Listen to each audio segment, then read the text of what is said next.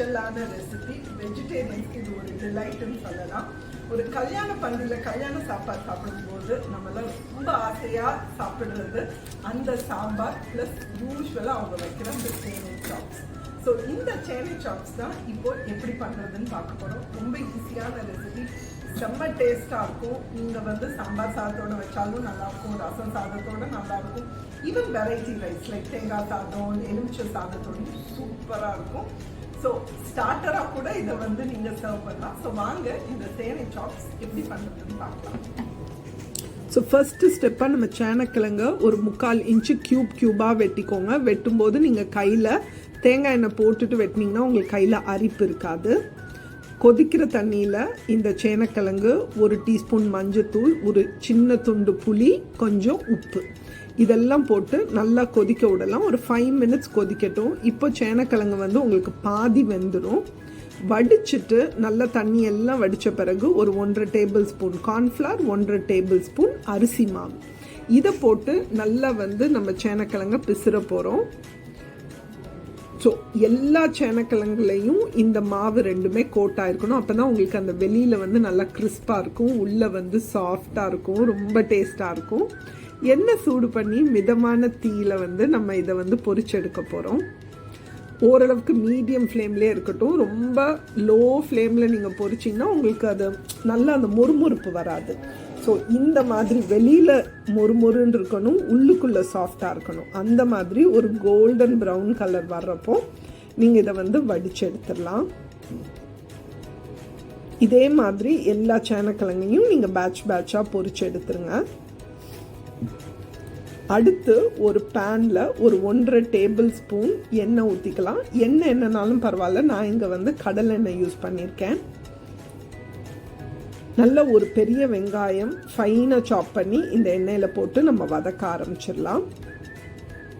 ரொம்ப தீயை இந்த டைமும் நீங்கள் குறைச்சி வைக்கக்கூடாது. அப்படின்னா அந்த வெங்காயம் ரொம்ப வதங்கி ரொம்ப சாஃப்ட் ஆயிரும், கிறிஸ்பாகவே இருக்காது.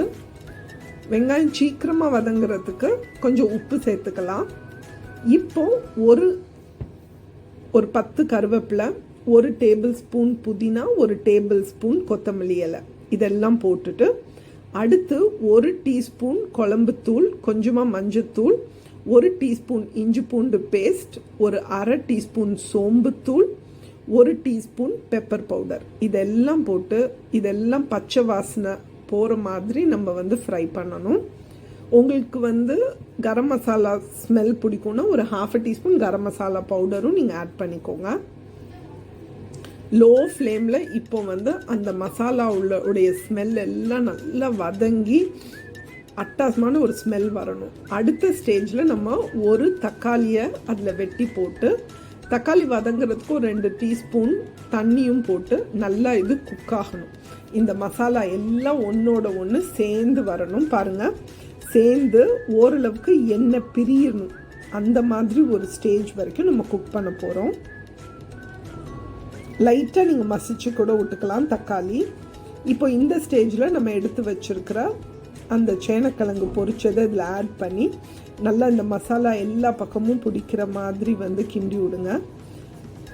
ஒரு 2 டீஸ்பூன் தண்ணி ஊற்றுனீங்கன்னா கொஞ்சம் அது வேகும்போது நல்லா அந்த மசாலா எல்லாமே நம்ம சேனக்கிழங்குக்குள்ளேயும் இறங்கிரும்.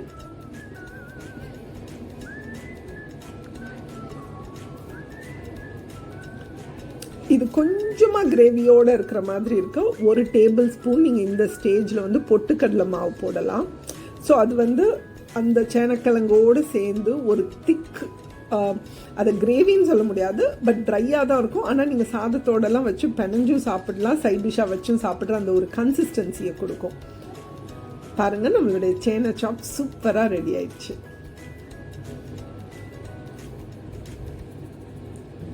நீங்கள் நான்வெஜ் கூட தேட மாட்டீங்க இந்த மாதிரி ஒரு சேனை சாப் செஞ்சு உங்கள் வீட்டில் சர்வ் பண்ணும்போது. மேலே கொஞ்சம் கொத்தமல்லி போட்டுடலாம். பார்க்கவே சூப்பராக இருக்குல்ல.